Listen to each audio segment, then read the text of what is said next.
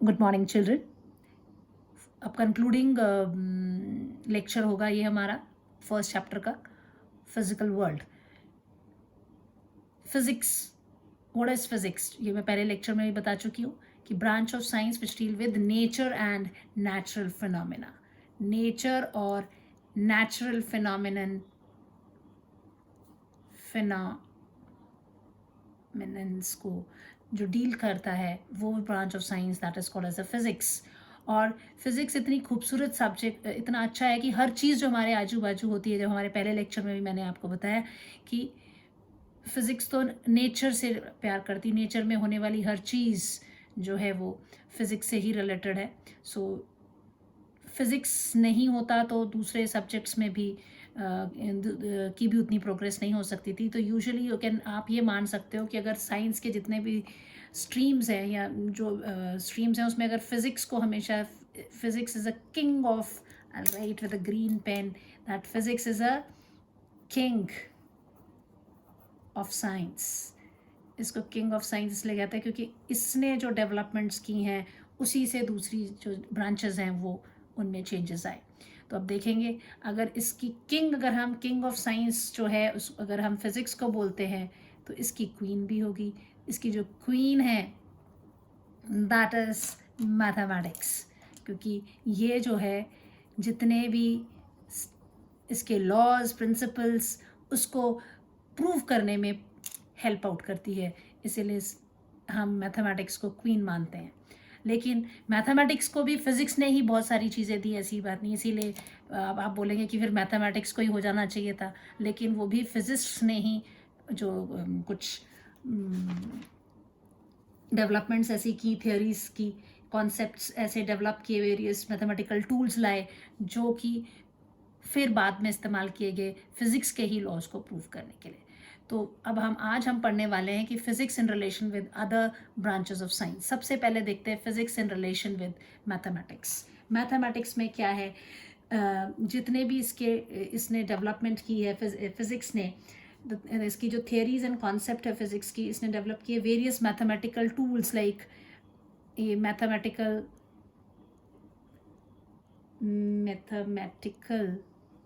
tools like differentiation, differential, you can say differential equation,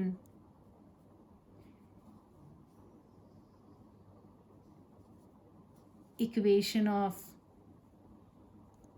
motion।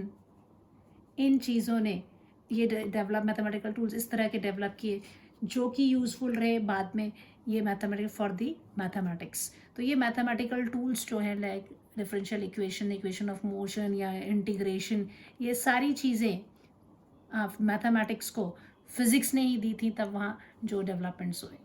Now physics in relation to chemistry अगर हम देखें तो जितने भी पार्टिकल्स हैं उनके बीच में जो इंटरेक्शन है, इंटरेक्शन बिटवीन पार्टिकल्स, ये भी फिज़िक्स में ही हुआ वेरियस फोर्सेस के द्वारा। तो ये अंडरस्टैंड इसने हेल्प किया, ये जो इंटरेक्शन था ये फिज़िक्स में पढ़ा गया और इसने हेल्प किया, help chemistry to understand bondings, chemical structures, bondings and chemical structures, ठीक है, understand bonding and chemical structure.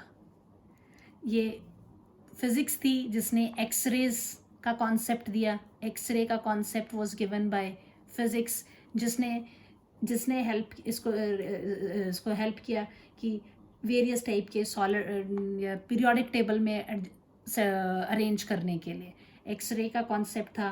Then radioactivity का कॉन्सेप्ट था, रेडियो एक्टिविटी कॉन्सेप्ट। तो इन लोगों ने हेल्प की केमिस्ट्री में to arrange, helped to arrange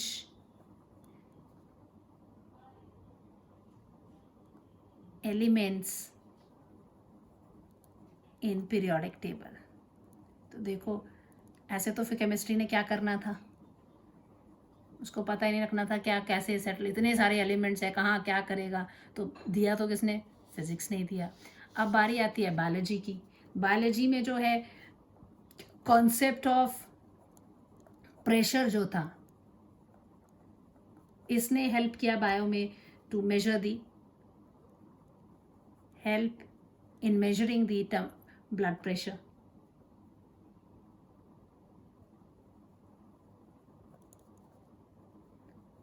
blood pressure, ठीक है। एक्सरे की डिस्कवरी ने, उसने किस में हेल्प किया, हेल्प फ्रैक्चर्स वगैरह होते हैं डिसीजेस के बारे में, है ना, help to know the diseases and fracture in body and fracture in bones के बारे में जो आइडिया दिया। फिर ऑप्टिकल इंस्ट्रूमेंट्स बनाए फिजिक्स ने। ऑप्टिकल इंस्ट्रूमेंट्स, इसने क्या हेल्प किया, ऑर्गेनिज्म के बारे में स्ट्रक्चर्स को पता करने के लिए, स्ट्रक्चर और help in knowing the structure of organism, right. अगर ये नहीं दे ऑप्टिकल इंस्ट्रूमेंट फिजिक्स वालों ने दिए होते तो बायो वाले क्या करते। Now physics in relation to geology, so internal structure, geology में हम क्या पढ़ेंगे, अर्थ के स्ट्रक्चर्स वगैरह सारे पढ़ेंगे, रॉक वगैरह के स्ट्रक्चर्स जो पढ़ते हैं। तो इसके लिए रेडियो एक्टिविटी ने हेल्प किया, जिसके द्वारा हम ये पता कर सकते थे कि कितनी एज है किसी भी रॉक की, या जो फॉसल है वो कितना, उसकी एज क्या है। ये सारी चीज़ें हमें किससे पता लगी, मतलब फिजिक्स ने की तो जियोलॉजी वालों ने। तो geology is that is the कि हम वेरियस रॉक्स के बारे में, internal structure of various rocks and life के बारे में पढ़ते हैं। स्टडी ऑफ रॉक्स, सो क्या हो जाएगा, रेडियो एक्टिविटी, रेडियो, ये हम पढ़ेंगे 12th में radio activity. So radio activity helped to know the age of rocks and fossils। पुराने जो फॉसिल्स हैं और रॉक्स एंड की एज का पता करने के लिए, अगर ये रेडियो एक्टिविटी की थ्योरी नहीं निकाली होती फिजिक्स वालों ने, तो इन्होंने क्या करना था। देन मेट्रोलॉजी, वेदर के बारे में जो इंफॉर्मेशन है, ये भी जो प्रेशर और टेम्परेचर की हेल्प से, अगर प्रेशर का कॉन्सेप्ट ऑफ प्रेशर जो है, concept of pressure and temperature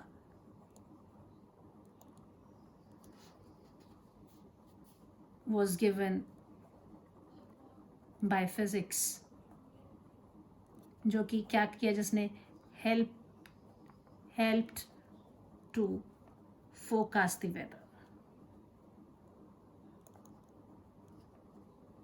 देखिए कितनी अच्छी है फिजिक्स, सबको हेल्प कर रही है।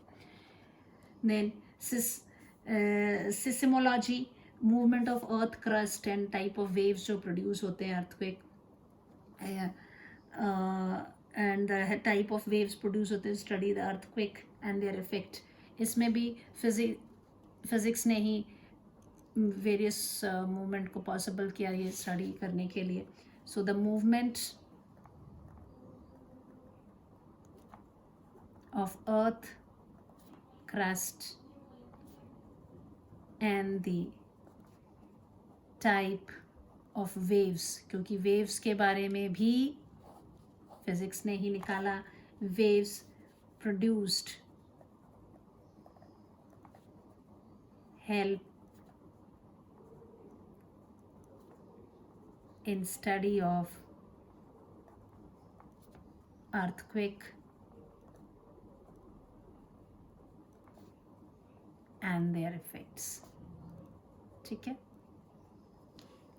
Then we have relation with astronomy, that is study of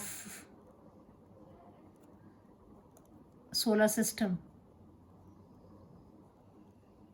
तो फिजिक्स ने ही जो एस्ट्रोनॉमिकल टेलीस्कोप्स निकाले, टेलीस्कोप्स डेवलप किए, जिसके कारण पॉसिबल हो सका to see our system, solar system को. Solar system was visible, solar system activities was seen because of this astronomical telescope. Kepler's law of physics वालों ने दिया, तो उससे फिर पूरा प्लैनेटरी मोशन जो है, मोशन का हमें पता चला. तो देखिए सभी ब्रांचेस को सब कुछ कौन दे रहा है? आपके फिजिक्स से ही ये सारी चीज़ें जा रही हैं.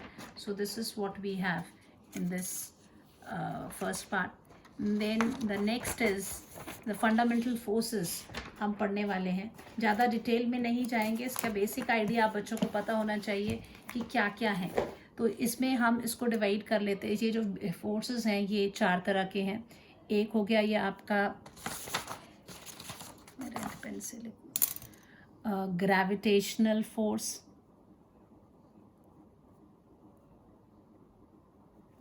ये आपने 9th क्लास में सबसे पहली बार सुना होगा. Then you have electromagnetic force.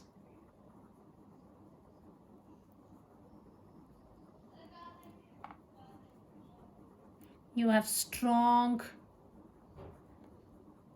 nuclear force and you have weak nuclear force. ठीक है. अब इसमें से ये चारों फोर्सेस हैं. स्ट्रॉन्ग न्यूक्लियर फोर्स जो है ये द स्ट्रॉन्गेस्ट फोर्स होता है. नाउ ग्रेविटेशनल फोर्स, ये this force is a force of attraction between any 2 bodies in this universe, जो कि पहले हम पढ़ चुके हैं. जस्ट बेसिक आइडिया मैं आपको यहाँ पे भी दे दूँगी, लेकिन हमें ज़्यादा डिटेल में जाने की ज़रूरत नहीं है एग्जामिनेशन पॉइंट ऑफ व्यू से. ग्रेविटेशनल फोर्स में तो ये देखिए, अगर ये मास m है और ये मास m2 है, ये r डिस्टेंस से सेपरेटेड हैं, तो ये जो ग्रेविटेशनल फोर्स होता है डायरेक्टली प्रोपोर्शनल होता है product of mass of the 2, इन दोनों के मास के प्रोपोर्शनल. इनवर्सली प्रोपोर्शनल होता है square of this distance. Physics में जब भी हम इसको लिखते हैं, सो यहीं पे ड्रॉ कर देते हैं. चलो कोई बात नहीं, I draw it here only. ये 2 हैं हमारे, this is m1, this is m2, ये r डिस्टेंस से सेपरेटेड हैं. तो ये जो ग्रेविटेशनल फोर्स है that is proportional to this m1 m2 और inversely proportional to the square of the distance होता है. So this can be written as F G. जब भी प्रोपोर्शनैलिटी के साइन को इक्वल टू में बदलते हैं तो we use one constant, this is a g m1 m2 upon r square. ठीक है. g जो है ये ग्रेविटेशनल कांस्टेंट है.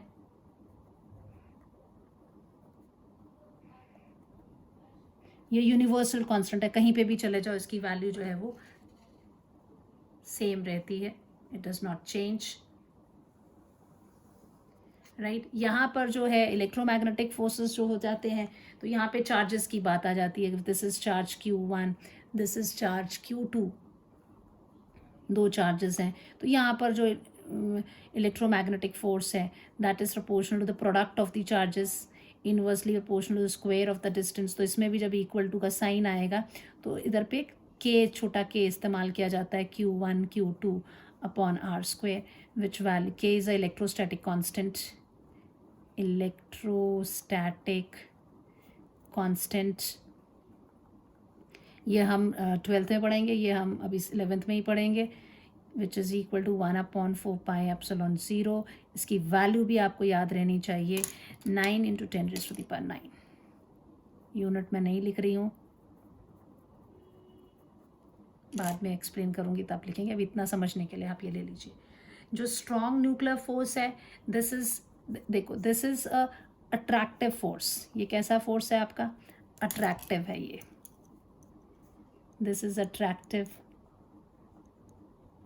ये फोर्स ऑफ इंटरेक्शन है, ये अट्रैक्टिव भी हो सकता है और रिपल्सिव भी हो सकता है। This is also a strong attractive force.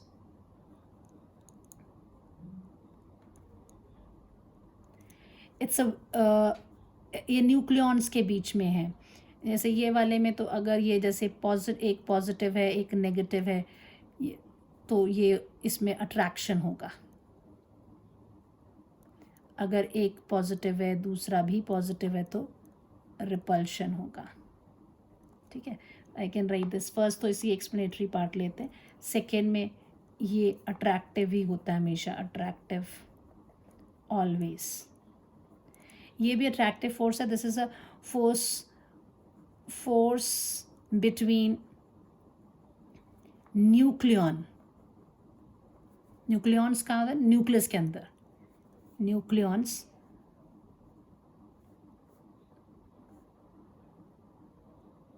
is strong nuclear force. ठीक है, weak nuclear force, this is a force of interaction between between neutrino और एंटी न्यूट्रिनो पार्टिकल्स जो हैं, ये भी हम इसमें पढ़ेंगे, बीटा डीके में पढ़ेंगे।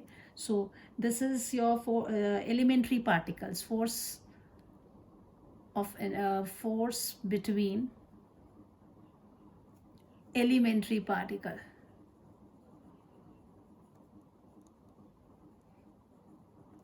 during radioactive decay. Radioactive decay के टाइम पे ये है, ये हमने 12th में पढ़ना है इसको भी। सो एग्जाम्पल मैं दे सकती हूँ। इन बीटा डीके में हम पढ़ेंगे फोर्स ऑफ इंटरैक्शन बिटवीन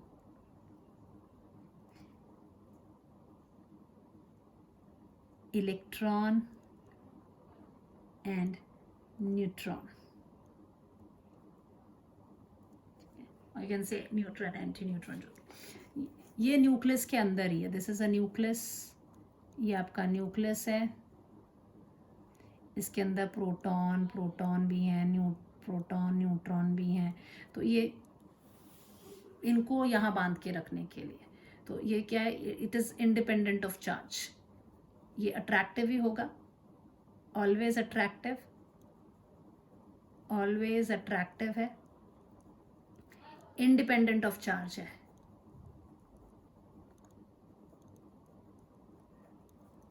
ये प्रोटॉन के बीच में भी, प्रोटॉन न्यूट्रॉन के बीच में, प्रोटॉन के बीच में, ये हमेशा ही अट्रैक्टिव रहता है। ये चार्ज पर डिपेंडेंट है, तो ये अगर एक जैसे चार्ज होंगे तो रिपल्शन हो जाएगा, और अगर से ऑपोजिट चार्ज होंगे तो ये अट्रैक्ट हो जाएगा।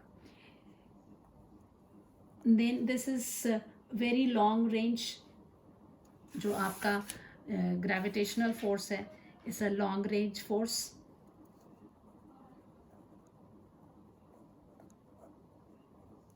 This is also long range.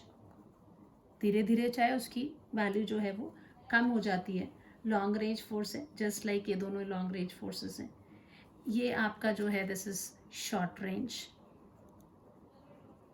ये विद इन न्यूक्लियस ही होता है, that means 10 raise to the power. ये तो आपका इन्फिनिटी तक जाएगा, टिल इन्फिनिटी। ये क्या है, शॉर्ट रेंज फोर्स है, 10 रेज टू -15 मीटर्स की इसमें इसकी जो रेंज है ये रहेगी। ये तो उसके भी अंदर जो बीटा डीके होता है, न्यूक्लियस के भी अंदर होता है, ये डिस्टेंस और ज़्यादा कम है, 10 raise to the power -18 metres की रेंज पे एग्जिस्ट करता है। ठीक है, this is the weakest one, ये वीकेस्ट फोर्स है। और ये आपका स्ट्रॉन्गेस्ट है, स्ट्रॉन्गेस्ट फोर्स। इससे थोड़ा कम electromagnet, second strong, this is third strong and the gravitational force is the weakest one. So इसका जो रेशो अगर हम लिखना चाहें, बेस एक बहुत इंपॉर्टेंट वैल्यू है जो आपको याद रखनी है बच्चे. कई बार एग्जाम में पूछ लेते हैं कि इनका रेशो किस रेशो में है. ये that means your gravitational force, सबसे पहले कौन बताया मैंने, न्यूक्लियर फोर्स सबसे स्ट्रॉन्गेस्ट है ना, कौन सा वाला, स्ट्रॉन्गेस्ट न्यूक्लियर फोर्स सबसे ज़्यादा है. फिर इलेक्ट्रोमैग्नेटिक फोर्स, फिर वीक न्यूक्लियर फोर्स, और सबसे वीक कौन है, ग्रेविटेशनल फोर्स. तो इसका जो रेशो होगा, इफ सपोज इसको हम स्ट्रॉन्ग को 1 मानते हैं, तो जो इलेक्ट्रोमैग्नेटिक फोर्स है इसका 100th, ठीक है. इसकी जो रेशो होगी दैट इज़ 1/100. तो मैं इसको लिख सकती हूँ 1/10 का स्क्वायर, ठीक है. और दिस इज़ 1/10 की power 13 and the gravitational force that is 1/10 की पावर 38. तो इसको हम ऐसे भी लिख सकते हैं 1:10 -2, 10 -13, 10 -38. ये रेशो आपको याद रहना चाहिए बच्चे, ये ऑब्जेक्टिव में क्वेश्चन आ जाता है, ठीक है. बस इस चैप्टर में हमारा यही है फिज़िकल वर्ल्ड में.